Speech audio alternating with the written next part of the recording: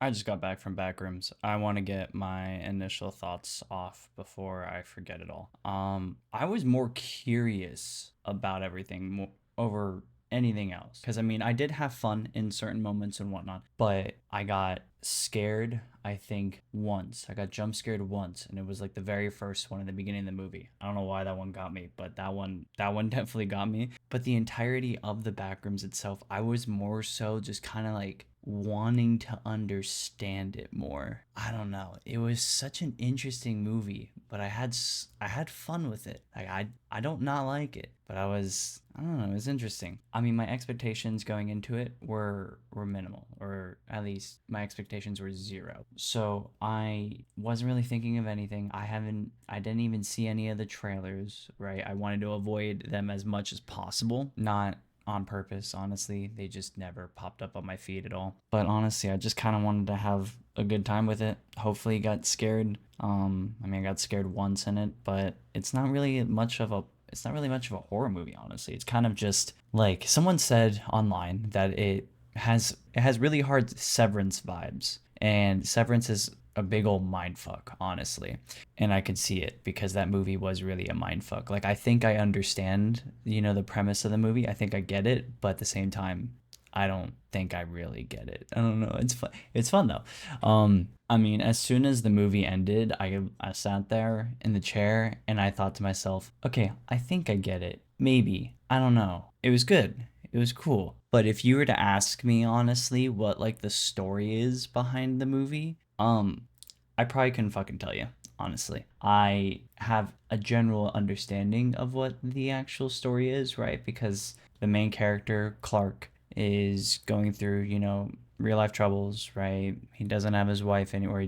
The wife left him. He works in the futon store, or the ottoman store, and life's just not going too well.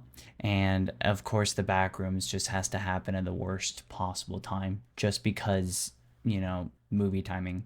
And so he starts to go into at least a mental spiral of just, trying to understand it. And then he starts to get lost in there mentally. And actually, not physically. No, he has a map, but he gets lost in there mentally. But there wasn't really like a big old like central conflict. It was kind of just like you just gotta go for the ride. And I was there. I was there for the ride. I vibed with it. So I mean overall the story felt like pretty focused just because all the scenes where they were talking about like Clark's character and whatnot, were pretty well written. Like I loved his acting. I loved all the delivery of the lines and whatnot, and the script itself was pretty damn good. So I didn't really have any issues and whatnot with the story kind of feeling messy because everything felt like it made a lot of sense, and it like I was at least engaged with the entire thing. Not so much with the girl character. That one kind of confused me, honestly. Mary, I think her name is. That one confused me a lot more than Clark's. But I think no, I'm not even gonna say I get it. I have no idea what her story was. And honestly, her moments, like the flashback moments in the movie where they would go back and show her as like a kid or something, lost interest. I had no idea what any of it was about. Obviously, she's having her own, mental troubles or her dreams and stuff like that of dealing with her past. But at the same time, like I had no idea what was going on. Obviously, the mom was, not all there. But at the same time, like I didn't really think it affected anything of what she was actually doing in the present world. It was just kind of like, oh, she's troubled, but like, okay, what does that have to do with any of like the stuff that's going on right now? Because I feel more connected with Clark, and she's just kind of like there, and then I'll just get flashbacks of her childhood randomly. I'm like, I don't get it, man. And that's where I guess it kind of led into the ending, I guess, because she was in the last scene of the movie. I didn't really get the ending all too much. I mean, like, I get it. Like, it makes sense if you don't obviously think about it too much. Just, at like base level, I get it. But I just felt so unfulfilled. I was like, oh, that's how okay, cool. Am I supposed to expect like a sequel or like a YouTube video that's going to cover the rest of this? I don't know. If the ending was I wasn't too happy with the ending, anyways. But maybe she's just gonna live in the back rooms for the rest of her life, or maybe she's gonna die from the hidden special company that works in the back rooms, or maybe she goes home. I don't know. Maybe they're just gonna kill her. I don't know. They left it with such a very open book kind of ending, and I don't know, cool, I guess. So I mean, like out of all the characters in there, right? No, actually, there weren't even that many characters. Clark was by far the best character, right? Because he was the one that we focused on the most in terms of like giving someone an actual arc and an actual, like point A to point B kind of story. So he was by far, the best character, and he's by far the one that changed the most, just because from when we first saw him in the store, kind of working, and then he goes to therapy, and he's, talking about, the struggles with life and stuff like that, and him, kind of just like, like trying to push through it and whatnot. And then by the end of the movie, where he just turns, where he just takes a complete 180, it made sense in the end of it, right? It made sense why he took a 180 and why he ended up where he ended up, just staying in the back rooms, right? Just because he felt, I mean, at least he felt like he was so mentally different from other people that, the memories of everything that he already had from the real world was in the back rooms, and it felt like that jumbled mess that's in his brain suited him in the backroom's reality rather than having to deal with any accountability in the real world.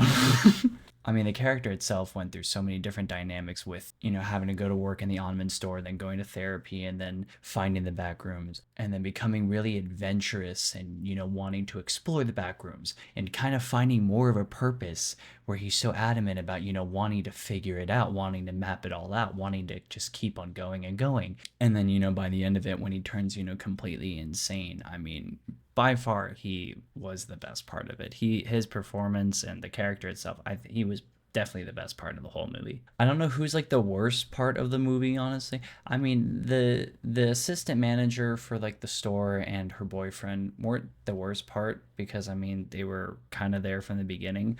I think that scientist that they threw in there kind of randomly was not needed at all. Like, I feel like if you took him out completely, it would change the ending as well, and it wouldn't make it into something more confusing by the end of it. I feel like, I mean, it would have been cool if we just kept, the mystery behind the back rooms, where, other people have found it, maybe other corporations have found it, and I don't really know too much about it. Him getting tossed in there just kind of complicated things a lot more than I honestly wanted. However, the visuals with the movie were so freaking good. I think when they were actually filming handheld on a dolly, or with an actual, like expensive camera, following the main characters from the front and the back, and just getting the entirety of the back rooms in really steady cam movements, were so well done. And then them jumping to the found footage, which completely threw me off, were so freaking good. The visuals with the found footage part, with like the 90s camcorder, were by far my favorite part. Oh my god, I loved every single second of it.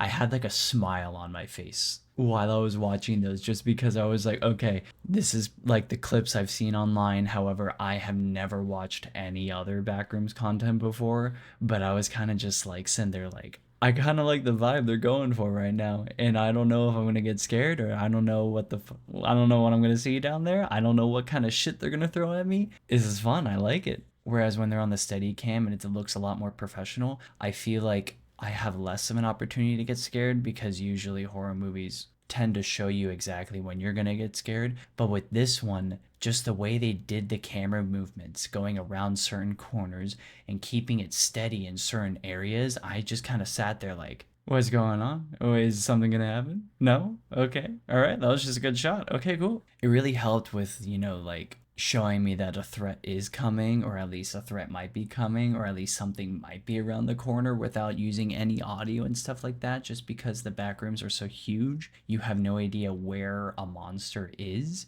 but there's one. So you're kind of just like, okay, you want to move slowly with the characters. I get it. There is one specific part that they actually shot. I think it was a little bit more towards the back end of the movie, when Mary goes into the back rooms and she gets cornered with the drawing behind her, and they keep it steady frame right onto the corner of where the corridor goes in, and you barely saw Clark like kind of like creep back into the hallway, and then you hear him talking, and then he emerges, and he's like kind of like half in the hallway, half out into the room, and he's just standing there like the kid that threw up at 3 in the morning, waking up mom like, "Mom, I just threw up." But the way they angled it is he's so low on the frame and he's so much smaller, and it's just like the most eerie frame. Like I was like, okay, this shot's really good, and I know something's up, and I'm glad that it's not like a normal framing, because that framing of the scene just gave me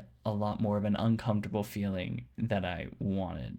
But I love that shot. Oh my god. One thing with the pacing though is that I think the pacing was actually really, really good. I don't think that it was too slow. I know some people were complaining that it was a boring movie, and it's a really slow movie, but it is kind of a slow burn movie. You just gotta vibe with it. You just gotta go with it. The only time I think it was actually pretty slow was the first time Clark goes into the back rooms and they're taking their sweet ass time walking through so many damn rooms. And I'm like, I actually started to doze off. I mean, granted, it was a later showtime, you know, it was late at night, but besides the point, it was a really, really long scene that they probably could have shortened a little bit. But other than that, the pacing was pretty solid. One thing that this movie did not have at all, though, was, I mean, maybe I'm wrong, but I don't think it had any music whatsoever. I mean, maybe it had like the standard kind of horror movie music that just has loud, you know, instruments in the background. But I guess it made it a lot better because that movie really thrived when it was silent, because you're just hearing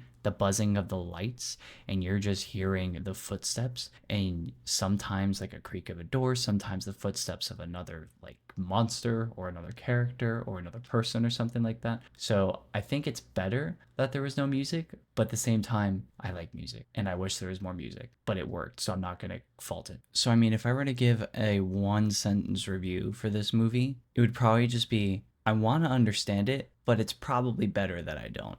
I mean, overall, it was a solid movie and it felt completely original and fresh. It was definitely a trip of a movie. I mean, 100% a trip. It was visually pleasing. The set pieces were phenomenal. I hope they didn't really use too much CGI to get the furniture and stuff like that stuck in certain areas and, you know, caved inside of the ground and stuff like that and meshed into the walls and whatnot. Like, I hope they actually did that because that looked so real. And I feel like if they actually filmed that on set with the actors, seeing that in person, that would have made it so much cooler, at least. I mean, honestly, they probably did because they had plenty of money to just make some weird ass shit. But but the camera work was very, very well done. I love the camera movement and I love the found footage parts. The found footage parts were so good. I kind of hope that the actor that played Clark was actually running around with the camera and kind of like directing it himself and whatnot, because it felt so authentic and it felt so clean and it felt so immersive. I don't know. I'm like 50-50 with found footage movies, but I kind of want more found footage on a big screen in this kind of environment. I liked it. I don't know. But overall, I'm going to give it a 6 out of 10, which is good. That's a good movie. 6 out of 10s are good. Definitely recommend watching, but just once. It was good.